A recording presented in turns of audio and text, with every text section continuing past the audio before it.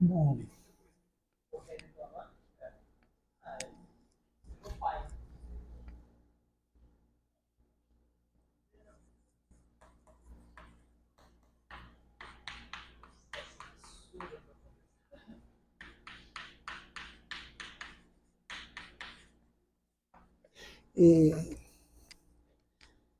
vou começar um caminho para o seguinte. Eu já mencionei isso, é uma coisa meio. Acaba soando meio estranho, né? Mas o primeiro livro de cálculo que eu conheço é o livro do Newton. O Newton, acho que eu falei assim, teve uma epidemia e ele ficou recolhido 2 anos e tal. E nesse meio tempo ele teve muitas ideias. E ele começou a escrever boa parte de um livro, isso é 1670 e pouco, sei lá, de um livro de cálculo, que chama O Método das Fluxões e das Séries Infinitas. E, pelo que ele escreve logo no começo do livro, a sensação é que ele dá derivada integral como coisas conhecidas. Quer dizer, provavelmente eram ideias. Ele se refere a derivada como fluxão, quer dizer, bom, é o fluxo, taxa de variação e tal. Ele não explicita isso, ele se refere assim, né, e vai em frente. Provavelmente no meio lá da universidade e tal, as pessoas conhecessem. Mas ele fala que tem uma coisa nova, que é relativamente recente, que é desenvolver um número em séries. Você escrever um número, vamos dizer, na base 10, como era uma coisa que tinha começado. Bom, já tinha quase 100 anos, mas aqueles tempos de comunicações difíceis, né? E ele diz, não sei porque ninguém teve ideia de fazer isso com. Ele usa um termo lá que não é funções, mas com funções. E ele sai fazendo, já mencionei isso. Quer dizer, ele pega, por exemplo, tem um método de dividir polinômios, então ele pega quando tem uma razão entre dois polinômios, ele vai lá e divide, só que ele continua, o resto dá um jeito lá e tira uma expressão em série. Tem um método de tirar raiz quadrada, e também desenvolve, ele sai desenvolvendo na marra funções, quer dizer, vamos dizer, a ideia dele é que se você tem uma função f de x, então isso se escreve como um A0 mais A1x mais A2x2 mais A3x3. Como você escreve um número, né? Você tem um número A, você escreve como A0 mais A1 vezes 1/10, mais A2 vezes 1/100, mais A3 vezes 1/1000. Essa parte aqui seria a parte inteira, né? E ele de passagem fala isso e sai fazendo. E pronto. Entendeu? Ele não, vamos dizer, não explica muito de onde ele tirou essa ideia, mas você vê que ele já tem um bom manejo, um manejo muito bom dessa história, né? Porque ele dá também as fórmulas para derivar. Ele, como é que deriva isso? Ele, isso aqui você deriva assim, é filhinho de x, esse daqui some, fica aqui A1, mais 2A2x, mais 3A3x2, mais etc. e tal. E se você quiser integrar, né, você vai dar. Não me lembro se ele menciona a constante, deve mencionar, afinal ele era o Newton.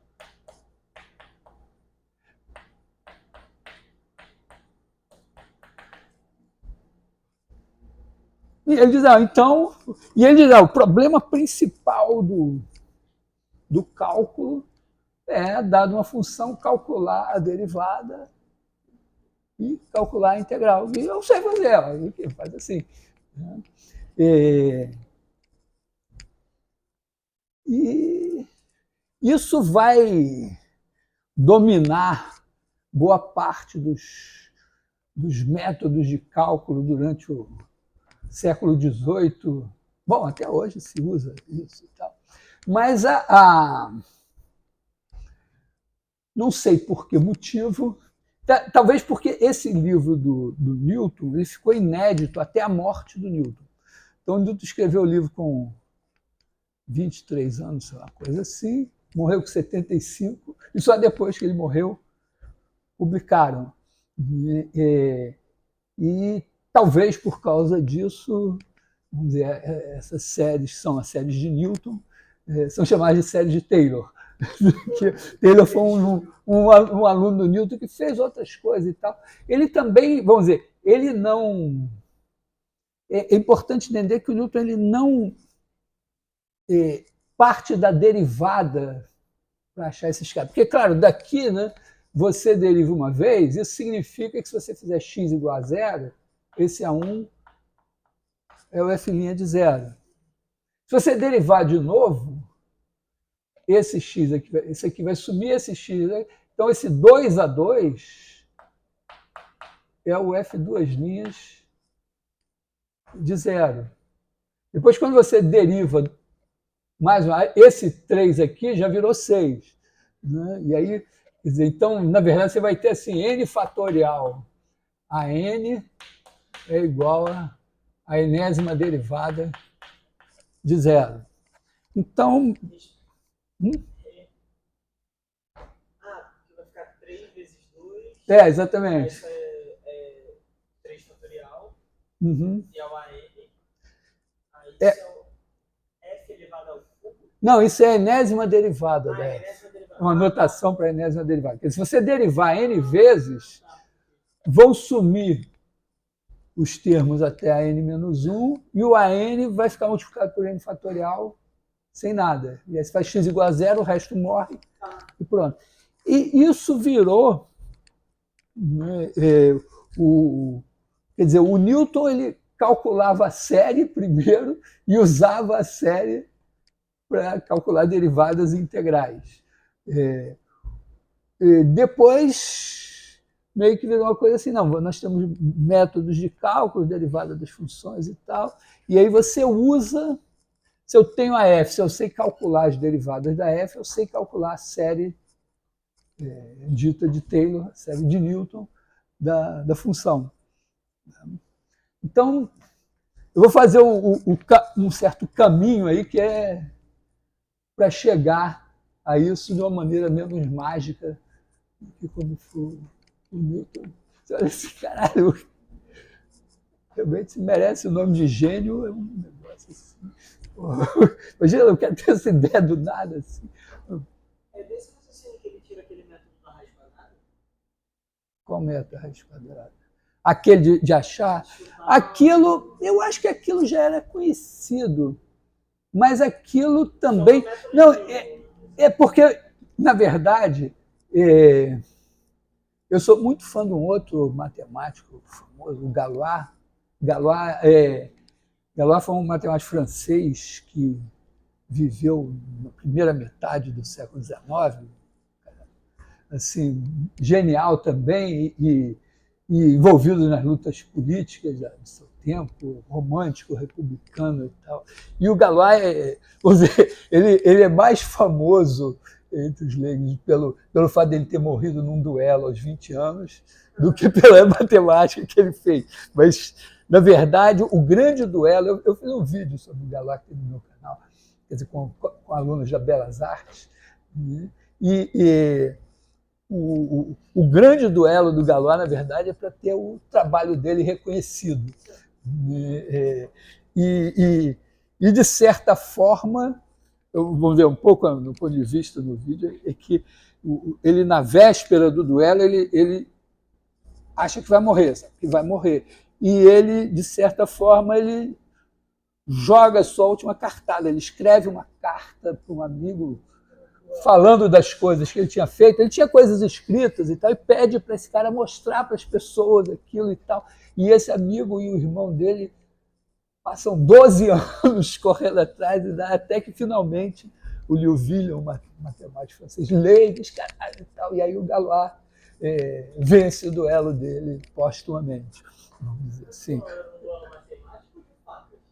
Não, o que eu estou dizendo é que assim, as pessoas se importam muito com o duelo do Galois de pistola.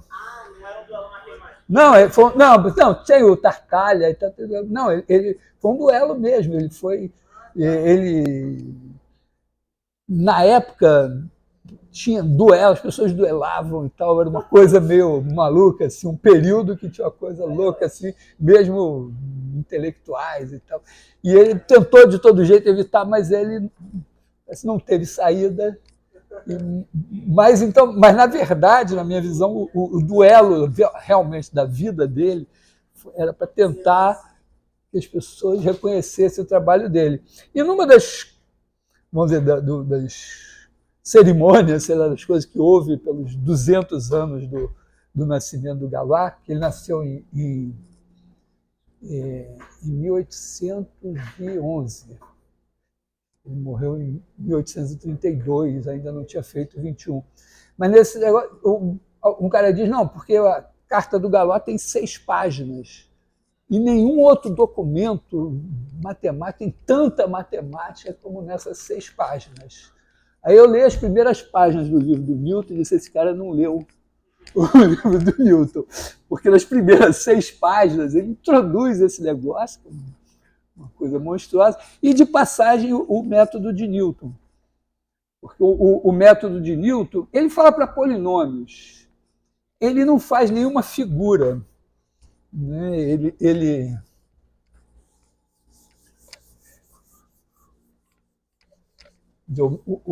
O que ele fala é o seguinte, ele pega um polinômio, P de x igual a, vamos botar aqui xn mais a n menos 1, xn menos 1, mais a zero, ou alguma coisa assim, sei lá, x3 mais 2x2 menos x mais 5, alguma coisa assim, né?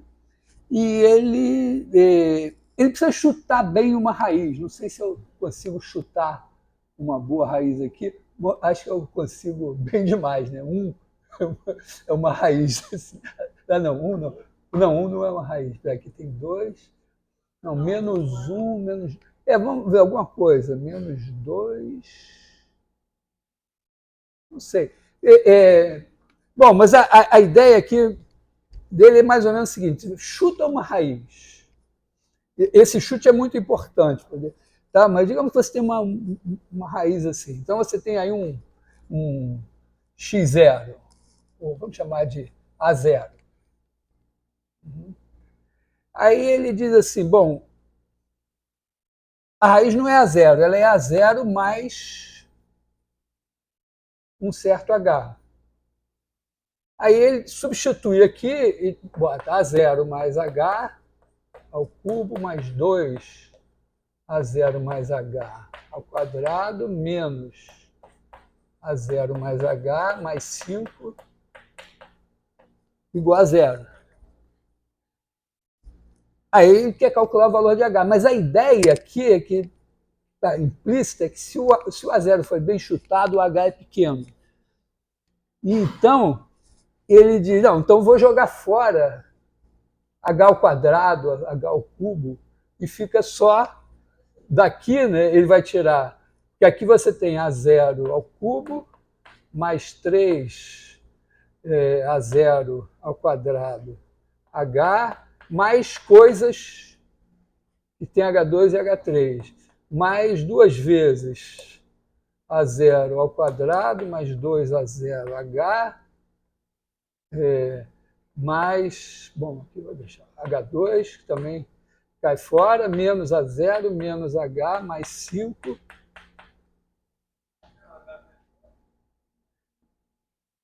Não, quer dizer, esse daqui vai embora, né? Então, então, esse vai ficar, né? Fica, porque a ideia é que o H2 e o H3 são pequenos. Entendeu? Ele tem um pouco essa ideia que eu apaguei, quer dizer, de que é como se ele fosse calcular a primeira casa decimal. Tá? Então, Aí ele diz, bom, então isso daqui é A0 ao cubo mais 3A0 ao quadrado H menos mais 2A0 ao quadrado mais 2A0H menos A0 menos H mais 5 igual a 0. Esse H agora não vai ser o H certo. Aliás, aqui, né, você tem esse cara daqui, quando você calculou esse polinômio em A0, você já tem esse valor aqui, de certa forma, já ajuda. Mas, de qualquer maneira, daqui você tira, vamos dizer assim, um H1. Tira um H aqui. Ele diz, bom, então isso agora é minha raiz, vamos dizer, A1. Né? O A0 mais esse H. Mas a raiz verdadeira não é essa, vai ser A1 mais um outro H. Né? Pode deixar H, porque esse H já saiu fora. Né? E ele pode jogar aqui no que sobrou, e tal, mas entendeu? Ele reitera e a cada passo procura uma nova raiz. Né? É meio como se você dissesse assim, ó, eu estava aqui no A0, aí eu achei um H, digamos aqui, aí ficou aqui o A0 mais H é igual a 1, e aí eu faço a mesma coisa, o que eu fiz com o A0, eu boto agora A1 mais H, substituo lá, faço de novo. Isso também carteou assim, com esse argumento meio frágil, né? Que afinal, se você não chutar bem o seu A0, esse negócio, esse H ao quadrado pode não ser tão pequeno assim, ainda pode ter os coeficientes e tal, mas carteou isso aqui. Hoje isso a gente faz um desenho, né, que e que é uma ideia que você pode usar para qualquer função que tenha derivada, né? Que é pensar assim, né? Você tem aqui uma função, sei lá, ela pode ter vários zeros, por exemplo, permite a gente ver. Digamos que por exemplo, pode ser um polinômio, e eu posso, por exemplo, pensar que eu tenho um A0, aqui assim, já suficientemente grande para esse polinômio não se anular para cá. Esse é fácil de achar, em princípio. Né? Então, repara que quando você pega P de x igual a... Vou trocar a letra aqui, né? Alfa n xn mais alfa n menos 1, xn menos 1, mais alfa 1 x mais alfa 0, se você substitui x igual a A0 mais H e joga fora os termos em H2, H3, etc., você vai ficar com alfa n A0 elevado a n mais alfa n, mais alfa 0 vezes n A0 elevado a n menos 1h. Né? Porque você vai pegar o A0 mais H, vai elevar a n. Então, isso aqui vai dar A0 elevado a n mais n A0 elevado a n menos 1h. E aí vem coisas... Bom, o Newton devia saber fazer isso bem, porque é conhecido como o binômio de Newton. Então, mas, na verdade, é coisa mais interessante quando esse n não é inteiro. Mas, de qualquer maneira, é isso. Aí esses caras caem fora e você fica com isso daqui. né, multiplicado pelo α0. Depois aqui você vai ter αn menos 1, aí você vai ter aqui de novo o A0 elevado a n menos 1 mais n menos 1 A0 elevado a n menos 2 H mais coisa que você vai jogar fora. Em cada um desses termos, né, o termo, vamos dizer, αk A0 mais H elevado a K, vai aparecer uma coisa assim, αk, aí você vai ter A0 elevado a K mais K, A0 elevado a K menos 1, H. É isso que ele vai usar como aproximação.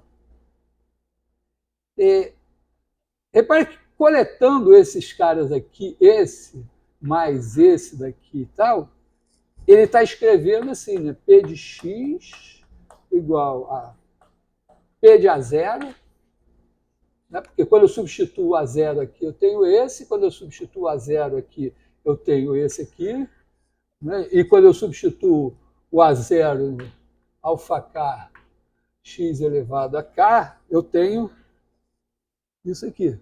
E mais esse cara que sobra aqui. Então, esse é o P do A0. E esse cara daqui, que é esse aqui, ó, se eu derivar esse cara daqui, isso é nx elevado a n menos 1. Então, quando eu calculo essa derivada no A0, ela está aqui, ó.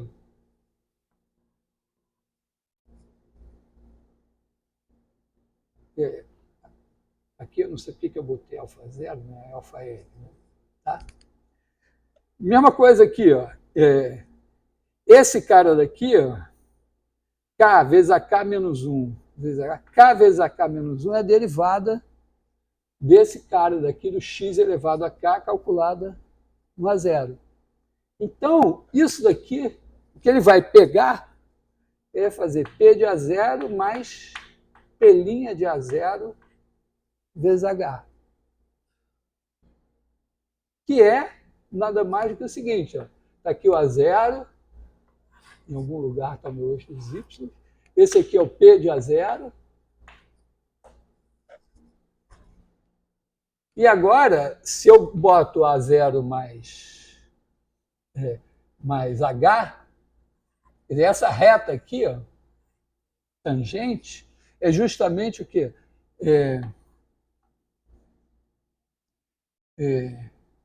Vamos dizer, essa reta aqui é Y, né?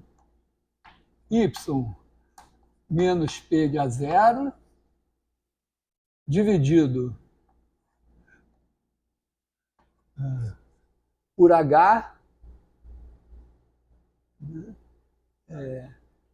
H, porque aqui eu vou pegar aqui, vamos dizer, poderia botar aqui, esse H é o X, vamos dizer, se eu pensar aqui um X, né? X menos A0, mas o meu H é o X menos A0. Isso daqui, então, é Y menos P de A0 sobre X menos A0 é igual a P' de A0, que é a derivada. Então, eu estou escrevendo Y menos P de A0 igual a P' de A0 X menos A0. Que é H. Então, eu vou fazer Y igual a P de A0 mais P' de A0 H. E eu vou procurar o H que anula isso, porque depois eu vou igualar isso a zero. Então, você está aproximando pela tangente, em vez de achar essa raiz aqui, você acha isso aqui. Quer dizer, o método de Newton, né, vai igualar esse cara aqui igual a zero, então você vai ter H...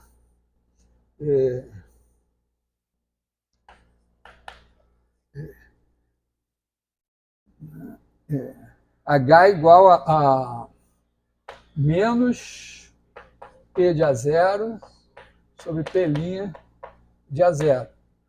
Como o A0 mais H, que vai ser o A1, né? O A1 vai ser A0 mais H, que é igual a A0 mais P de A0 sobre...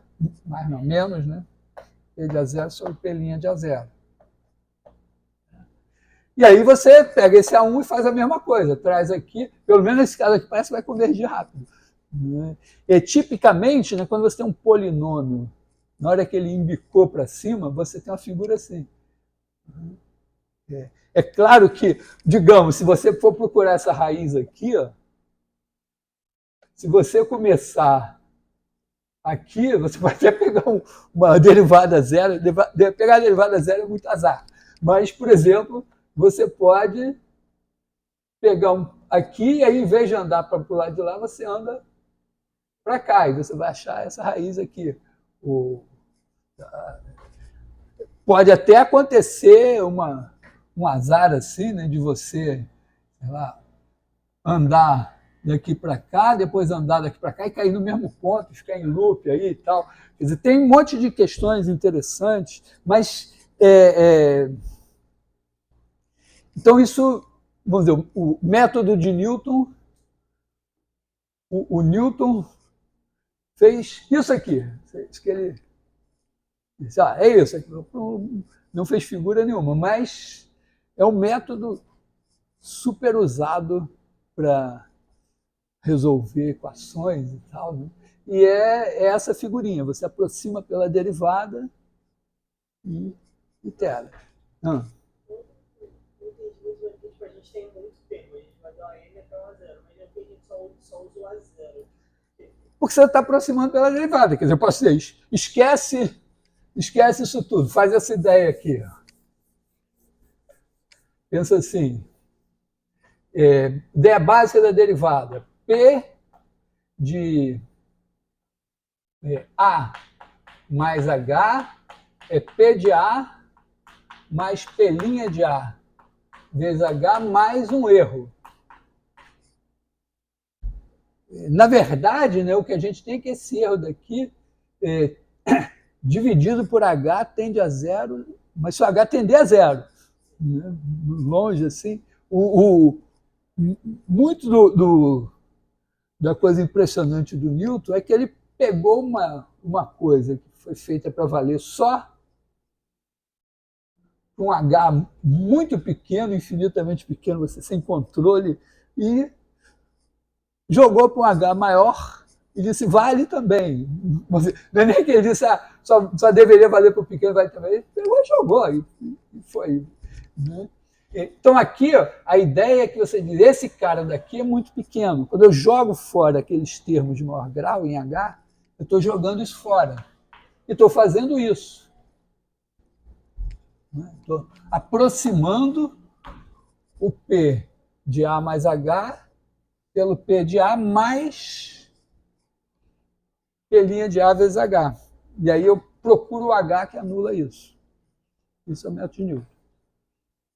E aí isso vale, depois vale para funções várias variáveis, vale para funções complexas, tem umas coisas bonitinhas no plano complexo.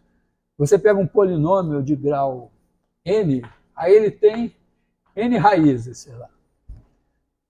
E aí acontece assim, se você começar aqui pertinho dessa raiz, você converge para cá. Se começar pertinho dessa, converge para cá e tal. Mas aí você começa a olhar o que acontece fora, e aí pega vamos dizer, dá uma cor para cada raiz. Você já deve ter visto figuras assim, dá uma cor para cada raiz e pega esse ponto, itera o método de Newton e vê para onde ele converge, e aí você pinta ele com a cor da raiz correspondente. E aí sai um fractal. Um negócio assim, uma figura super... Então, vamos dizer, uma coisa inocente assim dá questões matemáticas não triviais. Mas aqui foi só um comentário que isso está nas 6 primeiras páginas do livro do Newton. Vamos ver, ele não fala os fractais, nem explica quando converge, quando não converge e tal, mas ele introduz coisas que a gente usa até hoje. Vamos dizer, para explicar, vamos dizer, para ter uma explicação decente, por que isso daqui, né, que é 1 menos x2 mais x4 menos x6 mais... por que isso realmente só converge para x entre menos 1 e 1 aqui? Precisou 150 anos até o desenvolvimento da teoria de funções de variável complexa e tal. E o segredo, mais ou menos, vamos dizer, aqui, eu acho que já falei para vocês, né? Aqui você tem no plano complexo, se você botar x igual a i e x igual a menos i, zero é o denominador. I ao quadrado é menos 1. Todo mundo sabe que i ao quadrado é menos 1. Então, só para chegar... Vamos dizer, os números complexos aparecem antes do Newton. Mas, depois que eles apareceram, para essa figura ser possível, ou seja, para ter uma interpretação geométrica dos números complexos, e diz que os números complexos são pontos do plano, depois a gente aprende, quando aprende números complexos, uma das primeiras coisas, levou mais de 200 anos. Então é mais ou menos por volta de 1800 que aparece a interpretação dos números complexos como pontos do plano. E a teoria de funções de variável complexa vai se desenvolvendo e tal, e aí em 1800 e coisa o Cauchy consegue uma explicação razoável. Bom, mas então o meu objetivo, né, agora sim, daqui para frente, o curso vai ser chegar a fórmulas tipo seno x igual a somatório de k igual a zero a infinito de menos 1 elevado a k, x elevado a 2k mais 1 sobre 2k mais 1 fatorial, série correspondente para o cosseno, quer dizer... Hã? A gente entender um pouco de onde sai isso daqui. É claro que se você chutar isso daqui, né, se eu disser assim, ó, f de x igual a somatório de n igual a zero a infinito de a n x elevado a n,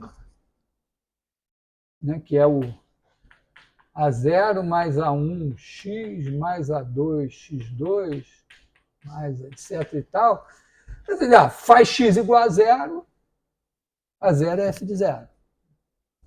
Deriva dos dois lados, na cara de pau, só para garantir que pode derivar mesmo isso aqui, precisa de um bocado de matemática. Mas tudo bem, claro que tem que poder. Né? Então você deriva, o A0 some, fica o A1 sozinho, faz x igual a zero, f' de zero é o A1. Você, opa, A2 deve ser f2' de zero. Não, porque aí você derivou uma vez, já tem um 2 aqui. Né? Então, faz uma continha fácil e você chega à conclusão que a enésima derivada de f em zero é igual a n fatorial vezes o an.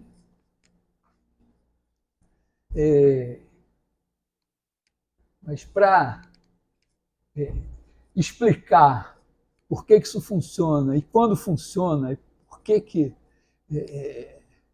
não... Por exemplo, eu posso dizer para vocês o seguinte, ó. Imagina que tem um polinômio. E aí eu boto 1 sobre p de x. Suponha que esse polinômio é de grau par e não tem nenhuma raiz real. Então isso aqui está definido para todo x. Só que isso aqui eu posso desenvolver numa série assim.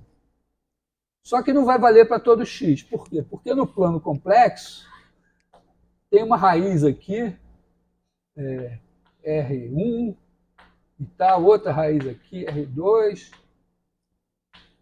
Bom, se for coeficientes reais, você sabe que cada uma tem uma irmãzinha conjugada dela. Mas, de qualquer maneira, né? Você tem aqui e tal, tem as raízes aqui. E aí, se eu quiser desenvolver isso numa série assim, eu vou botar aqui o compasso em 0, vou abrir, abrir, abrir. Aí, primeira raiz que eu achar aqui, vai me dizer, nesse raio aqui. Então, aqui, esse negócio converge. Fora desse raio não converge. Isso é consequência da teoria de funções de variável complexa. O Newton não disse nada sobre isso.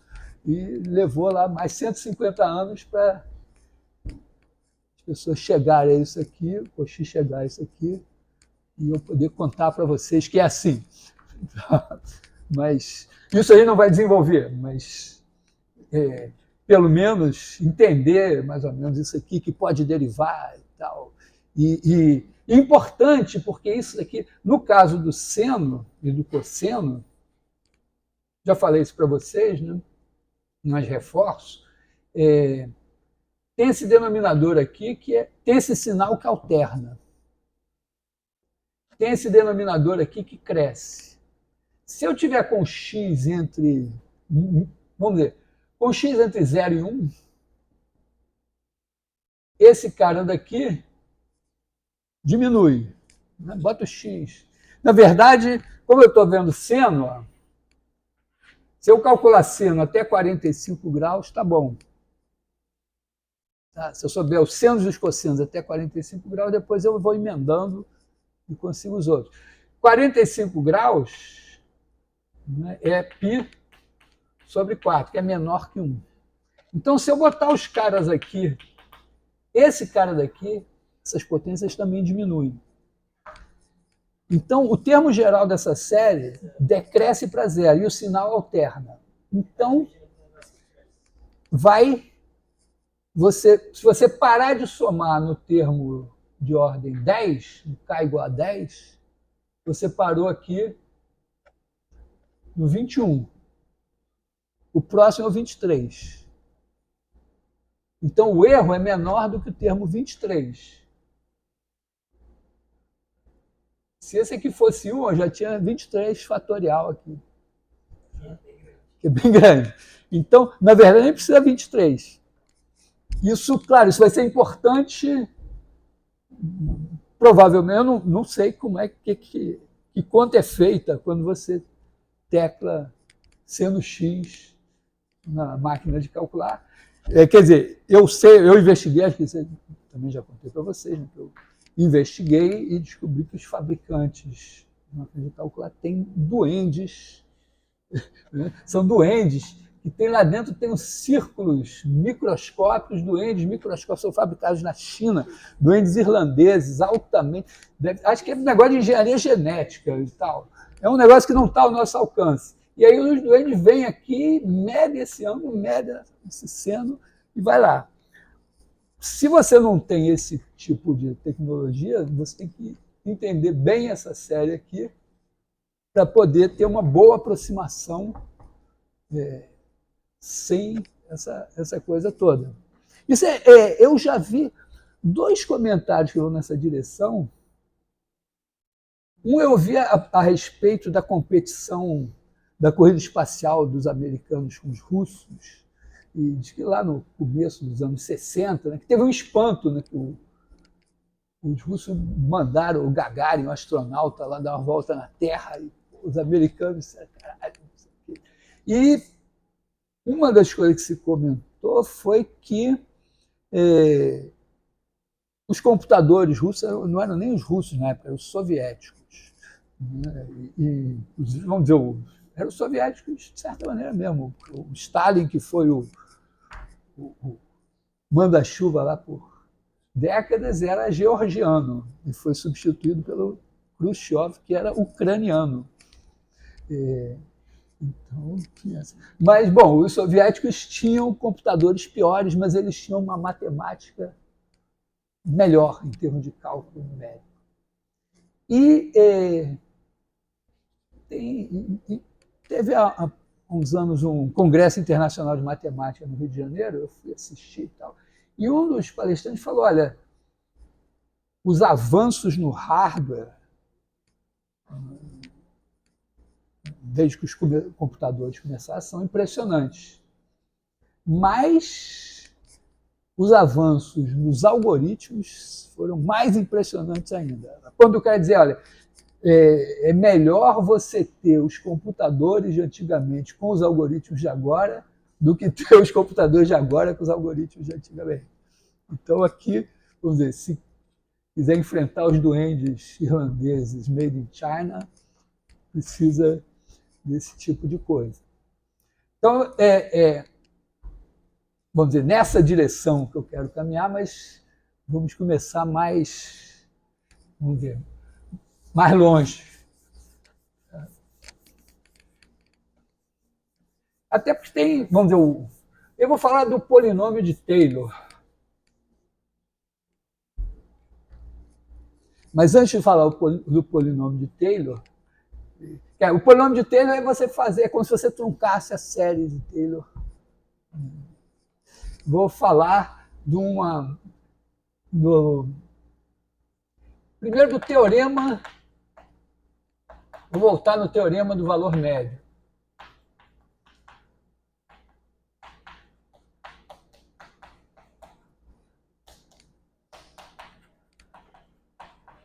Parece que essa versão é devida ao Cauchy.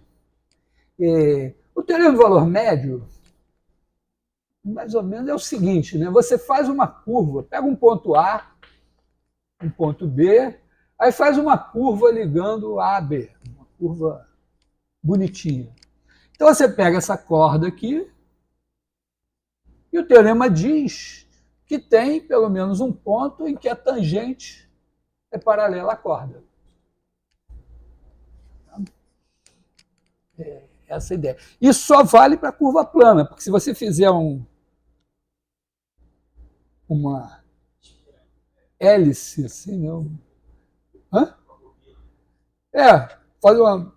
Você pode pegar um ponto aqui embaixo, achar um outro aqui em cima, exatamente em cima dele, você faz uma vertical aqui, e a tangente nunca é vertical, né? Você está subindo assim. Tá? Então, não vale em R3, vale em R2. E o teorema é só fazer a orquestração dessa ideia. Vocês já viram, às vezes tem concertos, né, que você vê que tem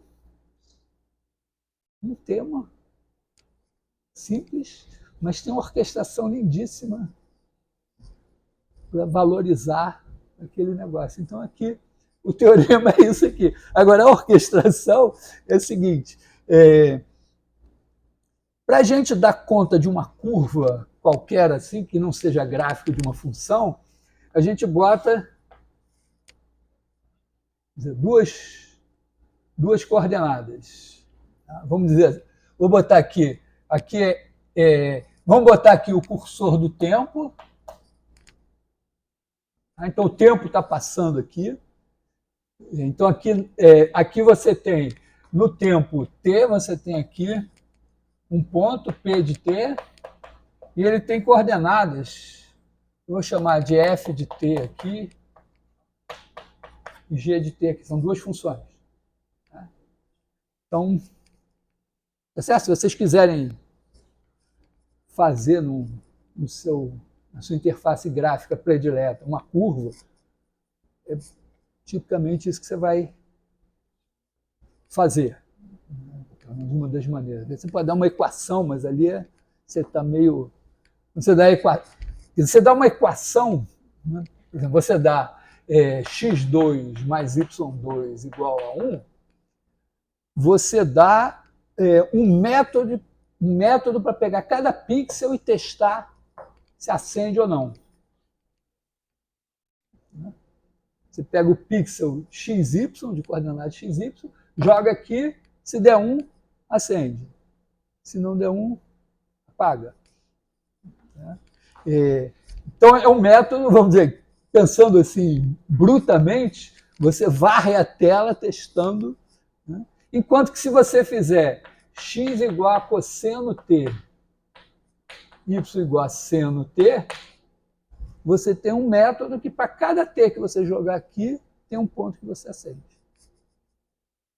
Então é mais ou menos isso aqui, quer dizer, uma curva parametrizada, você dá o ponto P de t pelas suas coordenadas G de t, F de t. Vai variando t, calculando G de t, F de t, e achando o ponto aqui.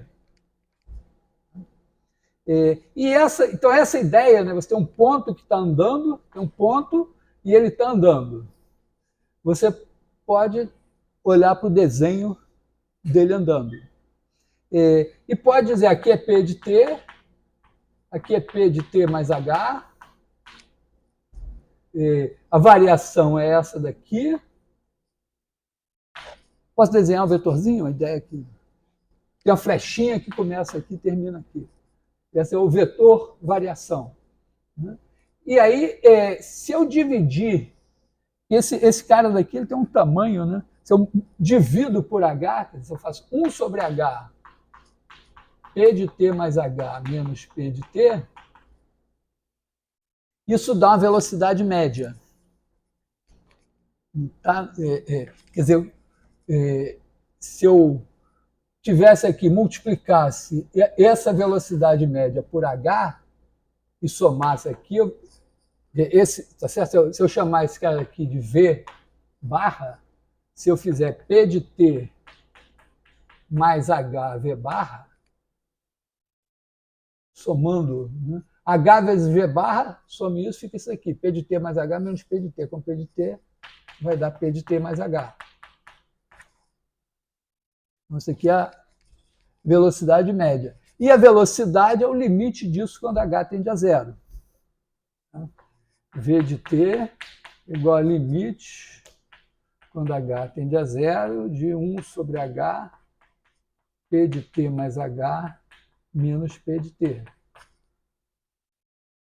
É complicado, mas em coordenadas, eu posso nem acreditar nada em velocidade, eu simplesmente penso assim, ó, P de t mais H é igual a G de t mais H, F de t mais H. P de t é igual a G de t, F de t. Então, qual é a variação de t para t mais h? É esse menos esse. Posso esquecer a figura e dizer, ó, P de t mais h menos P de t é igual a G de t mais h menos G de t, F de t mais h menos F de t. Então, a variação, eu boto a variação em cada coordenada. Faz sentido eu falar numa derivada aqui, que é dividir por h e passar o limite, né? Se eu fizer isso aqui sobre h,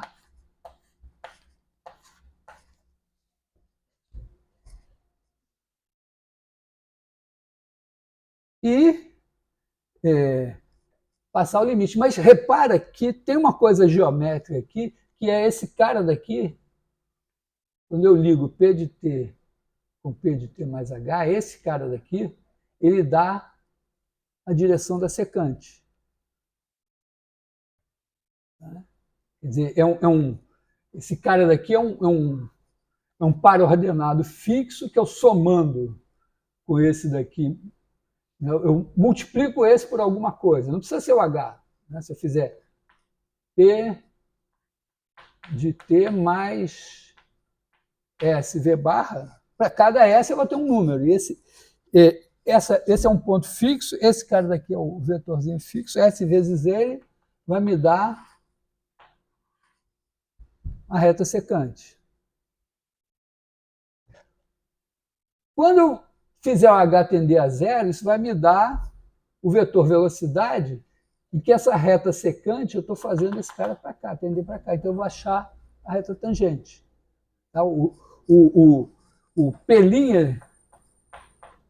de t, que é o G' de t, F' de t, dá a direção da tangente. Ele é um par ordenado, mas se eu desenhar o vetor dele, ele vai dar a direção da tangente.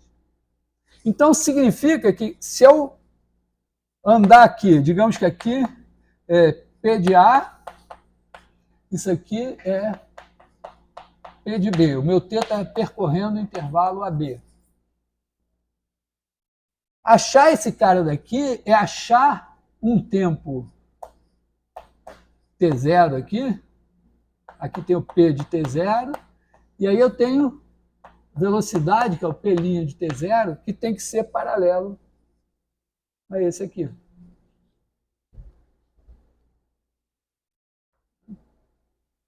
Então, estou botando uma orquestração para dizer que o meu teorema diz o seguinte, que se eu tenho essa F e essa G deriváveis aqui, monto essa figura, tem um ponto em que essa reta aqui e essa reta tangente são paralelas, essa é dada por esses dois pontos e essa é dada por esse vetor.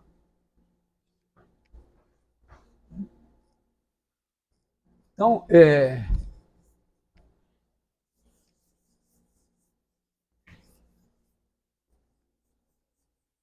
significa assim, ó, eu tenho aqui o A, o B, e aí eu tenho aqui um vetor que é alfa beta. Significa que no meu sistema de coordenadas eu marco alfa aqui, beta aqui, e aí isso é esse vetor. E aí essa reta daqui é paralela a essa. Grosseiramente eu posso dizer assim, ó, que isso daqui, né, vamos dizer, esse cara daqui seria A1, A2, esse aqui B1, B2, e aí eu posso, vamos ver, primeira ideia para pensar assim, né, é que está aqui o A2, B2, A1, B1. Então, eu tenho que ver se está certo. A B2 menos A2 sobre B1 menos A1 dá a inclinação dessa reta aqui. B2 menos A2 dividido por B1 menos A1 é a tangente desse ângulo. E aqui é beta sobre alfa. Podia ser que a reta fosse vertical, horizontal, e aí você tivesse que trocar a ordem ou outra coisa, mas mais seguro é fazer o seguinte, alfa vezes B2 menos A2 igual a beta vezes B1 menos A1. Isso elimina os problemas de alguém ser zero aqui nessa história. Algum denominador virar zero. Essa daqui?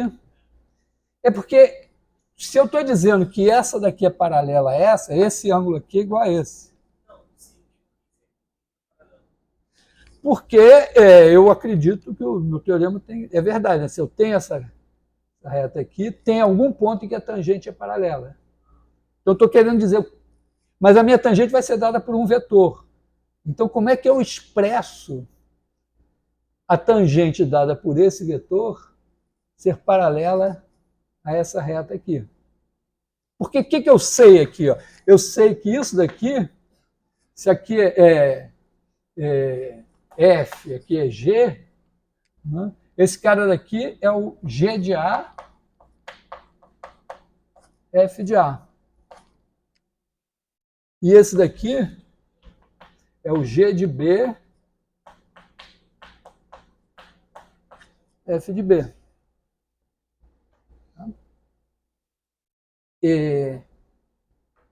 Então, na verdade, ó, o B2 menos A2, né, vai ser F de B menos F de A. E o B1 menos A1 vai ser G de B menos G de A. O meu alfa são as derivadas. Esse alfa daqui vai ser... Significa o seguinte, eu estou aqui num ponto T0, né? Isso aqui é o G' de T0, F' de T0.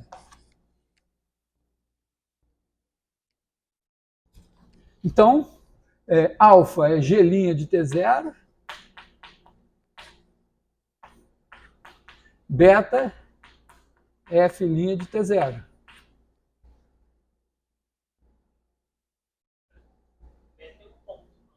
Não, beta é esse tamanho aqui, e alfa é esse tamanho daqui. Tá? Porque o vetor, quando eu dou um vetor, né, porque tem uma coisa importante que é o mistério da Santíssima Trindade. Vê se estamos de acordo com o mistério da Santíssima Trindade. Você tem um sistema de coordenadas, então você tem os pontos, o ponto P, ele pode ser dado pelo par ordenado alfa, beta. Mas ele também pode ser dado pelo vetor posição OP. E o vetor OP também é dado pelas coordenadas alfa, beta.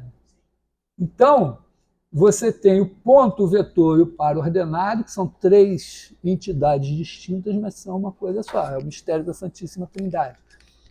Tá?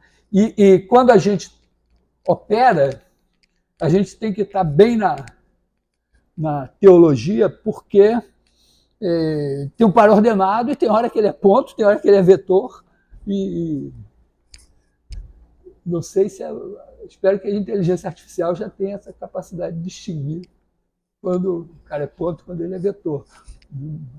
É uma coisa... Então aqui, né,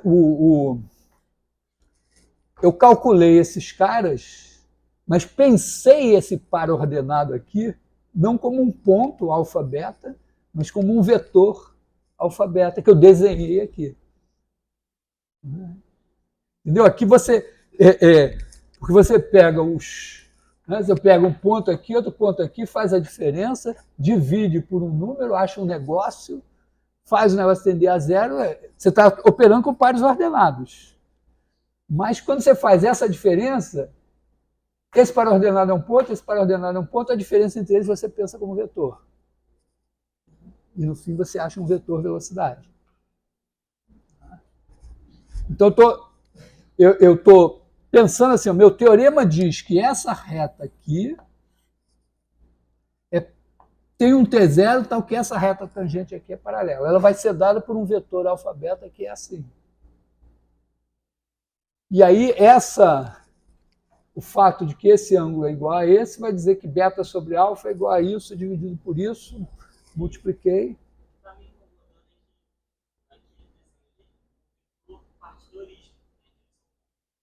Ah, sim, mas isso é outra coisa. Vetor é uma flechinha. Ela não necessariamente precisa partir do origem. Não, ela é uma flechinha que pode ser transladada para qualquer lugar do espaço. Tá? Mas aí, se a gente deslocar ela para o origem, aí a gente estaria fazendo assim, porque G' de T0 é o coeficiente angular da derivada. Esquece isso. Não, se você... entendeu? Aqui você tem duas funções. Elas não tem mais o gráfico de G e o gráfico de F. Né? Elas estão aqui, por isso que eu começo desenhando o ponto, P. Aí digo, tem aqui o cursor do tempo, P de T, ele está andando aqui. Você pode desenhar ele andando, ou pode dizer, não, deixa o traço. Aí você vê aqui, né? P de T, T. Agora diz, não, mas sistema de coordenadas. Aqui tem um X de T, um Y de T. Eu chamei esse de G de T, F de T. O T não aparece no desenho, ele está aqui, está na nossa cabeça. Então, não tem o gráfico de F e o gráfico de G, não tem o coeficiente angular de F, o coeficiente angular de G. Entendeu? Eles aparecem aqui como coordenadas desse vetor. É uma coisa, vamos dizer, impactante, nova, vamos dizer, mas se a gente entender isso, né, a gente formula esse teorema de uma maneira, vamos dizer, simples. De qualquer maneira, você, vamos dizer, tem que entender o seguinte, né? Quando eu digo que o vetor é alfa-beta, significa o seguinte, se eu botar aqui um ponto A, um ponto B, eu tenho certeza que se eu fizer as coordenadas, a primeira coordenada de B menos a de A dá alfa, a segunda de B menos a segunda de A dá beta. Qualquer lugar. Isso que significa, quer dizer, o alfa-beta como vetor significa isso. Ele tem um ponto de partida, um ponto de chegada, e a diferença aqui é alfa, a diferença aqui é beta. São as coordenadas do vetor.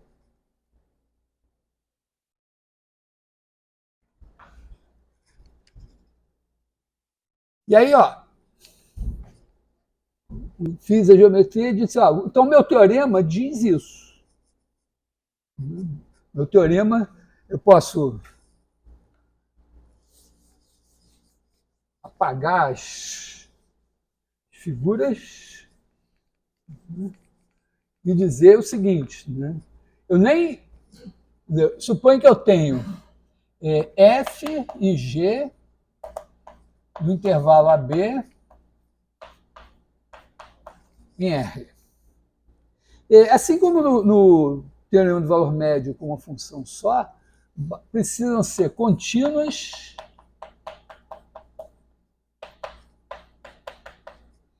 em AB e deriváveis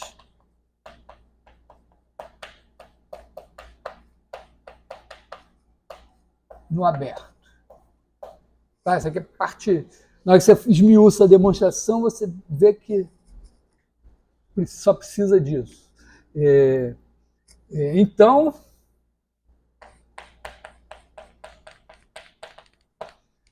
existe T0 pertencente ao intervalo AB aberto, tal que F' de T0, G de B menos G de A é igual a G' de T0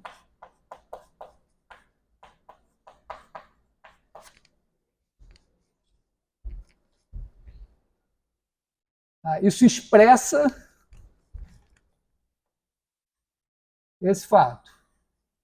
Vou botar aqui A, vou botar aqui G de A, F de A, aqui G de B,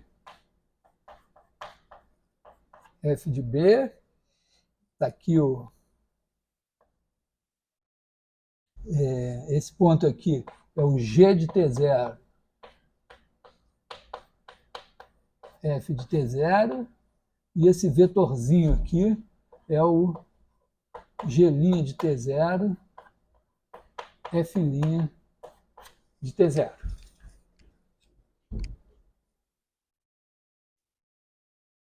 Esse é o teorema.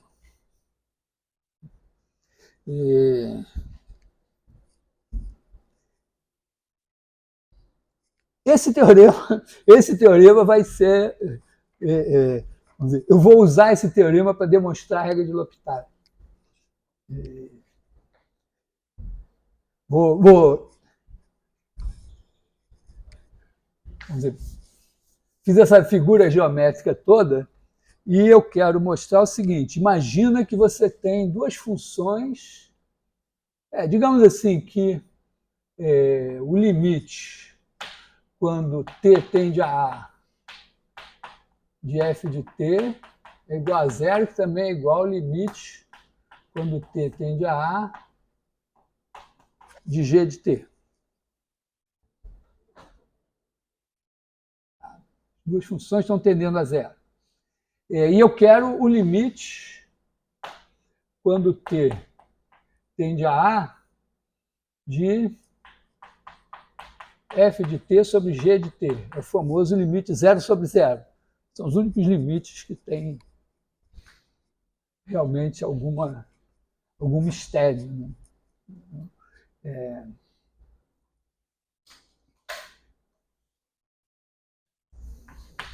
Suponha que eu sei o seguinte, que o limite quando t tende a A de f' de t sobre g' de t é igual a alfa.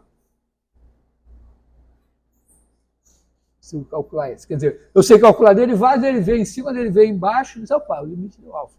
Então, isso aqui implica que o limite, quando t tende a A de f de t sobre g de t, é alfa também. Essa primeira linha está garantida.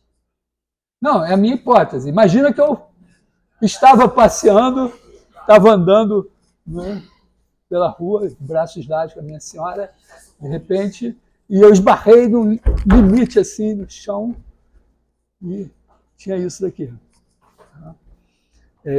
Na verdade, esses limites aparecem. Né? Então, chego nessa indeterminação. Aí eu olho para isso aqui e faço uma figura assim, ó. É isso aqui, né? No tempo A, eu estou chegando aqui, é como se eu pudesse garantir, se o limite de f em A é 0 e o de g em A é 0, eu posso supor que f de A e g de A, inclusive, são 0 aqui. Não tem problema. Tá? Se não for, eu mudo. E aí eu tenho aqui o f de t e o g de t. E eu quero esse cara dividido por esse. Quer dizer, eu vou olhar para esse triângulo aqui e estou dizendo, ó, é a inclinação dessa reta aqui. Né?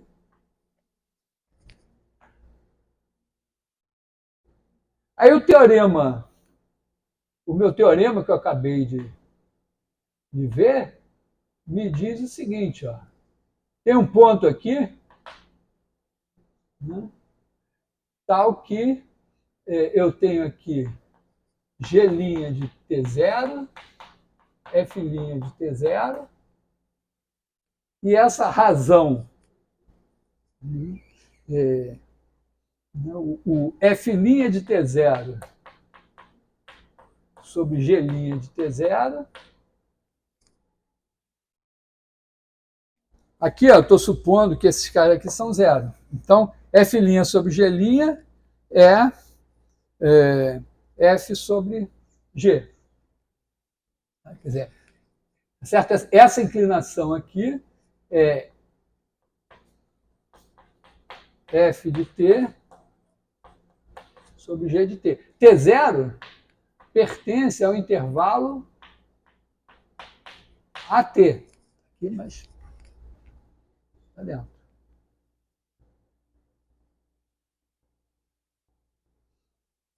Para cada T que eu pegar, tem um T0 assim. Só que se esse limite daqui é alfa, isso aqui está tendendo para alfa.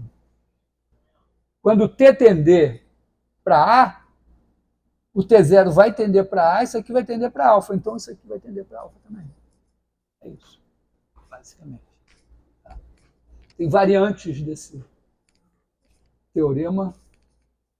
Que horas são? 11h20. Não sei se eu vou... bom, mas, aí a gente aprende. Isso daqui é chamada regra de L'Hopital. Ou você bota o S e não põe o acento, ou você põe o acento e não põe o S. No original, assim que eu vi, já é com acento. É porque em francês, quando você tem um acento circunflexo em cima de uma vogal, é porque ali tinha um S Por exemplo, em francês tem tête, cabeça, que vem de testa, abîme, fala.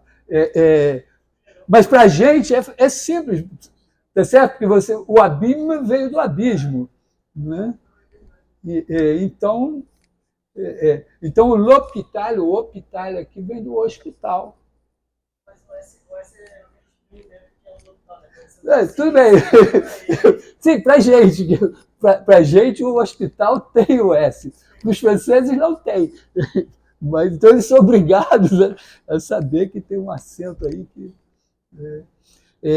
E eu gosto de contar que a regra de L'Hôpital é um caso de venda do samba. Quando eu estava na graduação, tinha um curso de problemas brasileiros, obrigatório, era tempo da ditadura. Tinha uma professora lá que trazia um general do metrô para falar, e tal, umas palestras chatas, estava todo mundo conversando. Aliás, era no Roxinho, no auditório do CCMN, e para ninguém ir embora, a presença era obrigatória, para ninguém ir embora, eles trancavam o auditório. Eu falava, se tinha um incêndio aqui, essa merda. Mas tinha uma coisa, tinha um prêmio, se você fizesse o curso, no última palestra era o Sérgio Cabral, pai, que era um jornalista ligado à músicas e tal. Então, no ano que eu fiz, ele veio e trouxe o Cartola. Sabe o que é o Cartola? O grande Cartola, compositor Cartola. Se você passar ali em frente ao Morro de Mangueira, tem a estátua do Cartola, lá com o violão na mão e tal. E o Cartola cantou e tal, e ele contou uma história que a gente sabe que esse tipo de coisa existia, mas foi legal ouvir da boca dele, porque tinha um outro compositor famoso da Mangueira, que era o Nelson Cavaquinho, contemporâneo do Cartola, né? E perguntava, mas Cartola, por que você não tem samba com o Nelson Cavaquinho? Aí ele disse, não, eu fiz um samba com o Nelson Cavaquinho. Fizemos samba e tal. Aí um dia eu estou lá, no meu canto, vi um sujeito, diz, Cartola, olha só, tem esse samba aqui, meu e tal. Aí era o meu samba que eu tinha feito com o Nelson Cavaquinho. Aí o cara falou, não, mas o que é isso? Esse samba nasceu? Ele disse, não, é meu, eu comprei do Nelson Cavaquinho. Aí o Cartola ficou puto, porque, porra, como é que o Nelson Cavaquinho veio de um samba que não era só dele? Entendeu? Não é porque vendeu o samba. Vender o samba era uma coisa mais ou menos comum. Então, o L'Hôpital era um marquês que tinha grana e gostava de matemática, gostava de cálculo. Então, inclusive, ele escreveu um livro de cálculo, que é um dos primeiros livros de cálculo. Assim, né? E tinha, na época, né, os irmãos Bernoulli, que eu já mencionei, e tinha até uma certa rivalidade entre o Tiago e o João. O João Bernoulli. Tiago, vocês vão achar sobre as mais diversas variações do nome Tiago, porque Tiago em inglês é James, em alemão é Jacob, em italiano é Giacomo, em francês é Jacques, e também se fala Jacó. Né? Tá, eu vejo. Mas o Tiago era o irmão mais famoso, acho que é melhor matemático mesmo, mas o João era meio frustrado, lá tinha seus problemas e tal. Mas o L'Hôpital propôs ao João um acerto que era o seguinte: ele ia dar uma mesada para o João, e tudo que o João fizesse em matemática, o João tinha que contar para ele. E tal. Então, a regra de L'Hôpital, na verdade, é do João Bernoulli. Parece que o João até mencionou isso, ninguém não levou muito a sério e tal, mas um historiador, um artigo de um historiador de matemática, disse que encontraram realmente escritos lá do João que mostrava que realmente era dele. Então, a regra de L'Hôpital, você deve colocar aqui, Bernoulli. Né? Bom, ele escreveu o livro, divulgou, bancou o João, talvez se ele não desse, né, o João não ia poder comer, não ia poder fazer mas de qualquer maneira tem essa história. E eu preciso desse teorema num caso importante, que é a dedução do polinômio de Taylor, que é a seguinte coisa.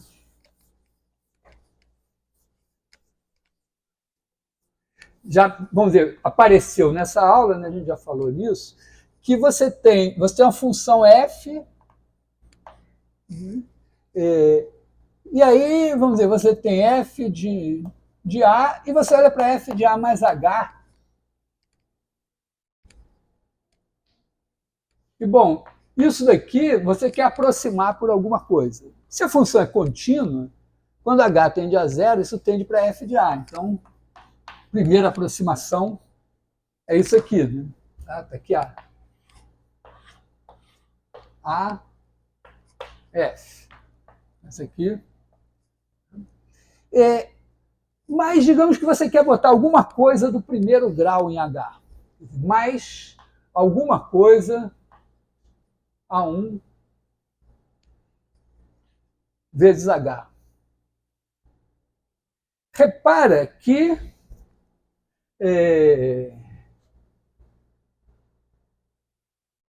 isso aqui seria o mesmo que dizer que isso aqui é f de A mais A1H mais um certo erro que depende de H.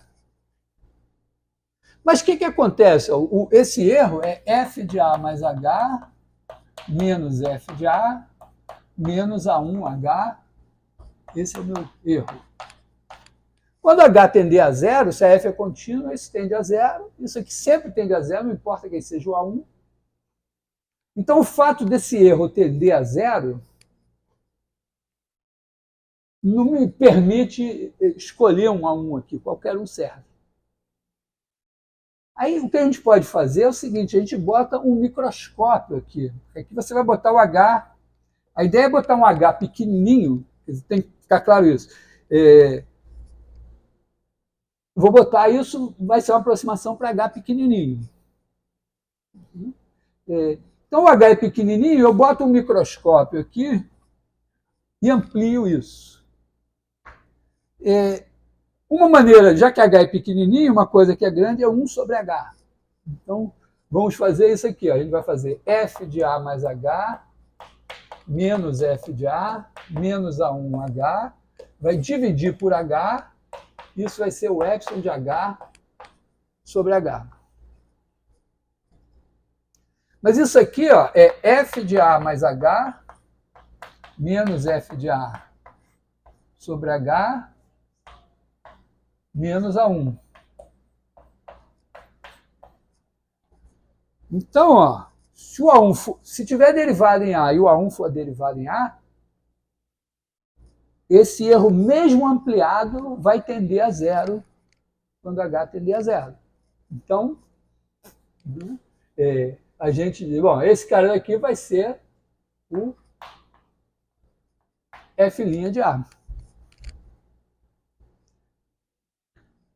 Aí eu digo, tá bom, então, beleza.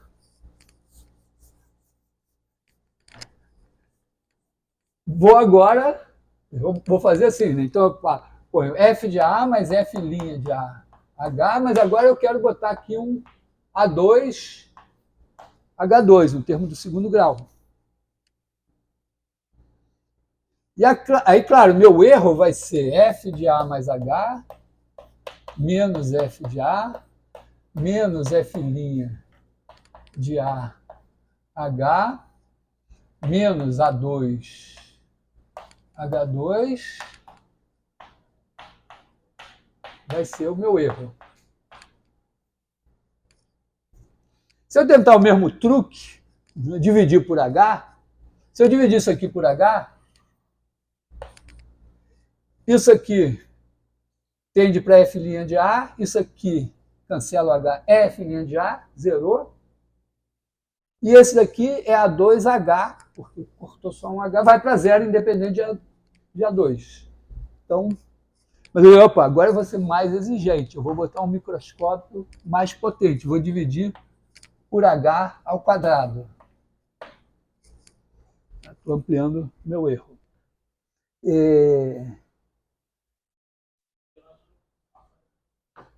Não, eu só peguei o meu erro, dividi por h ao quadrado.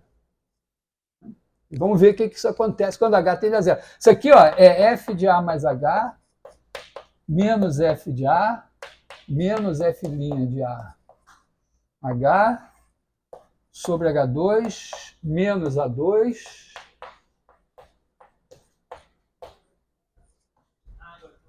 agora é um limite zero sobre zero que não é mais a derivada, né? Não é? Porque quando h tende a zero, isso aqui tende a zero, isso aqui tende a zero, isso aqui tende a zero. É um limite zero sobre zero.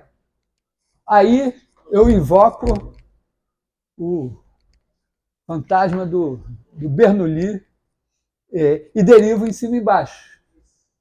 Se der limite... Então, quando eu derivo isso em relação a h, isso vai me dar aqui, ó, f' de a mais h, que aqui é f de alguma coisa, f' de a derivada disso em relação a h é 1, porque a é uma constante. Isso é uma constante, sumiu. Isso daqui fica menos f' de a, e aqui embaixo fica 2h. Agora, tirando esse 2, isso tende para a derivada de f'. Isso aqui tende, quando h tende a zero, para f duas linhas de a sobre 2. F, supondo que as derivadas em a existem, né? Pois é, então, esse resto dividido por h2 tenderá a zero se o a2 for isso aqui. Então, esse é o meu critério. A2 vai ser f duas linhas de a sobre 2.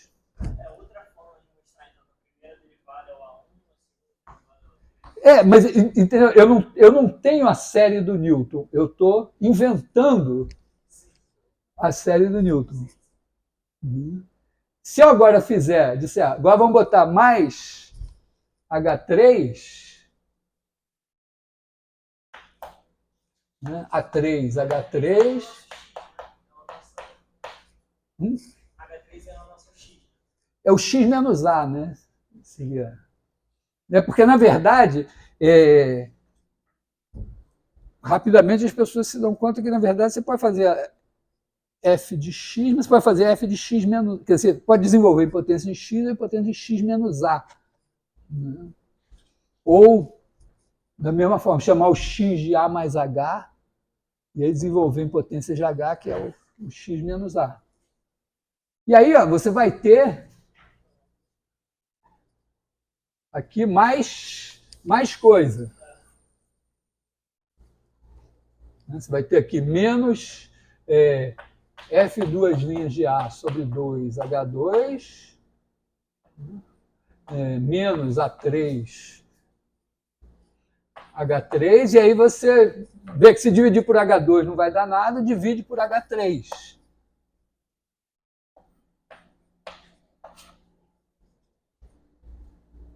E agora, se isso aqui tiver limite, faz o A3 igual a esse limite, porque aí o erro dividido por H ao cubo, quer dizer, mais ampliado ainda, vai tender a zero. Então, aqui de novo é um 0 sobre 0. Aí você... 0 sobre 0, L'Hopital.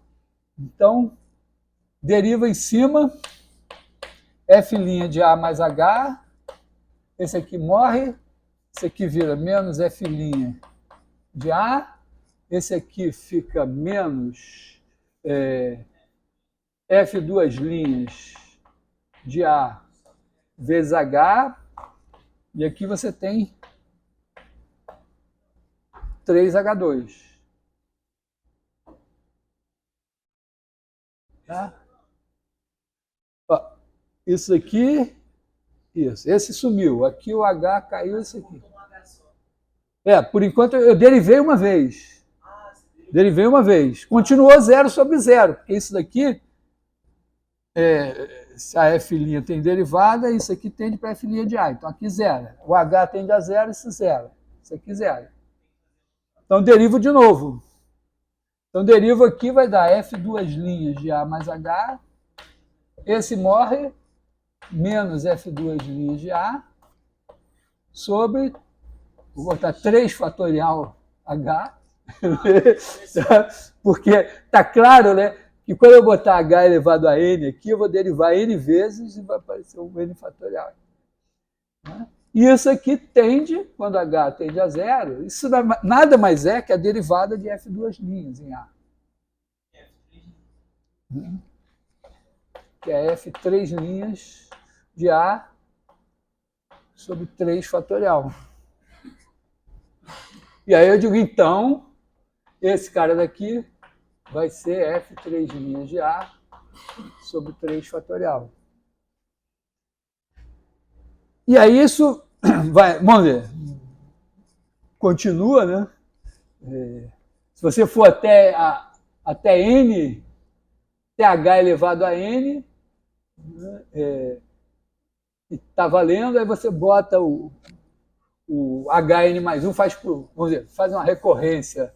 Aí, cada vez que você botar mais, você vai ter que usar a regra de L'Hopital mais vezes, mas você vai chegar a isso, né? Que f de A mais H é igual a f de A mais f' de A H mais a enésima derivada de f em A h elevado a n aqui sobre n fatorial, mais um erro.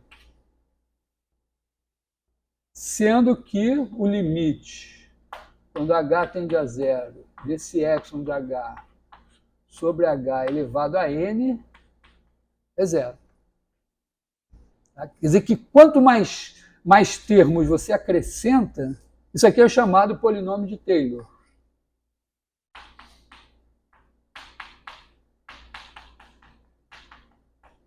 Eu acho que foi o Lagrange que...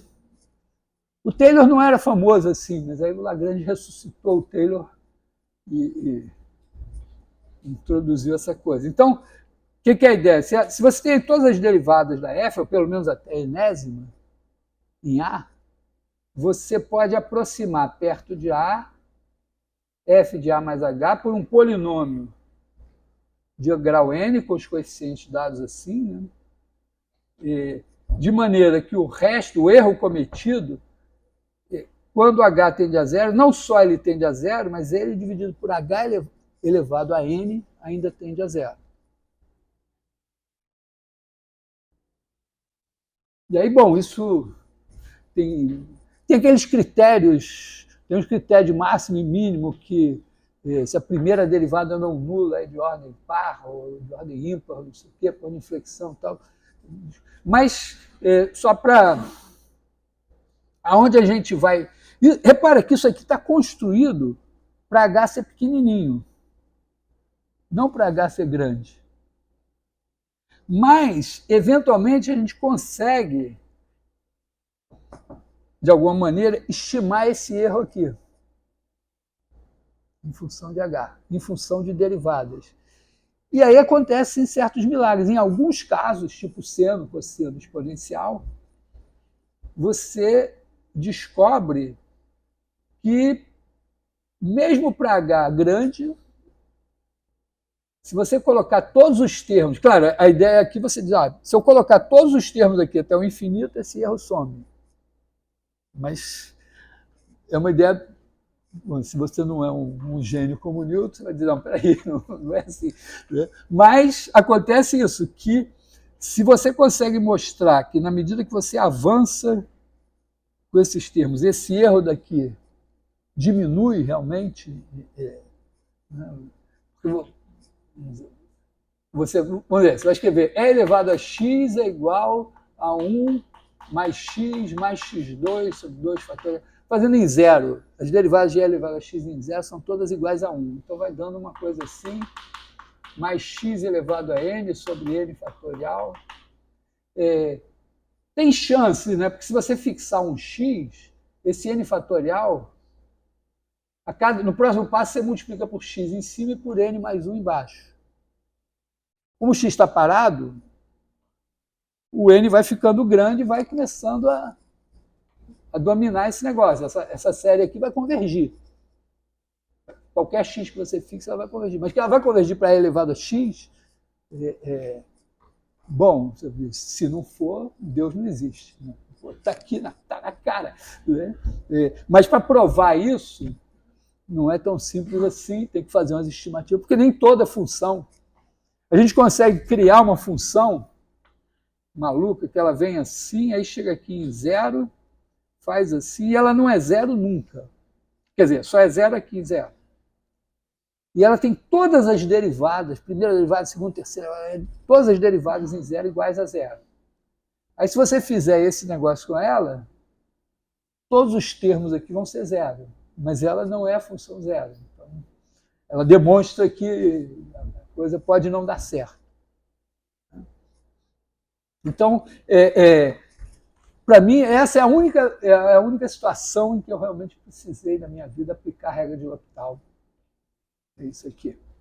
Porque é meio assim, quando você tem, sei lá, um limite tipo seno ao cubo x sobre cosseno x menos 1. A ideia é que o seno x para x, seno x é uma coisa assim, x menos x3 sobre 3 fatorial, mais sei lá o quê. Então, seno cubo x, o termo de menor grau vai ser x ao cubo. Né? Porque você eleva isso aqui ao cubo, tem x ao cubo, os outros já têm x ao quadrado com isso aqui. E o cosseno x menos 1, o cosseno x é 1 menos x2 sobre 2 mais x3 mais x4 sobre 4 fatorial, menos etc. Então, cosseno x menos 1, o termo de menor grau é esse. Então, esse limite vai dar zero. Porque esse aqui começa em x3, esse aqui começa em x2. Eu boto o x2 em evidência nos dois, aqui fica uma coisa diferente de zero no denominador e ainda tem um zero ali. Então, boa parte desses limites, assim, cosseno exponencial, não sei o quê, você manipula essa série aqui. Mas se você quiser, pode também aplicar o L'Hopital aqui. Também vai derivar uma vez, vai dar 3c no quadrado. Aí vai ter que derivar outra vez. Né? Talvez tenha que, na terceira vez que derivar. Não, na segunda, talvez, na segunda. Não, mas um some, o seno vai para zero. Na segunda, vira cosseno, aí o cosseno vai para 1. Certo? Aqui, ó, você deriva uma vez, vai dar 3 seno quadrado x cosseno x. Aqui vai dar menos seno x. 0 sobre 0. Ah, bom, mas você pode cancelar aqui, né? Pronto, já foi.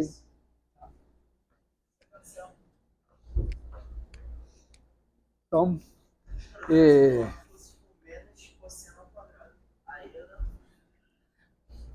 então aqui, bom, é isso. Tá? Então, vamos dizer, tem uma viagem aí, vetor velocidade, teorema do valor médio de Cauchy, regra de L'Hopital, polinômio de Taylor. Então, ali você troca a equação de x menos 1 por seno ao quadrado. Porque essa eu botei fácil. Tem umas que você olha e diz... Mas não é muito comum, mesmo na vida de um matemático, ter que calcular limites assim. Às vezes tem situações que você chega lá e tem um limitezinho, mas na vida de vocês, então, vai ser menos provável ainda. Mas, pelo menos, entender a coisa, como é que a gente enfrenta os duendes irlandeses, eu acho que é importante. Bom, então, temos teste hoje, né? Não sei o que vai cair, mas...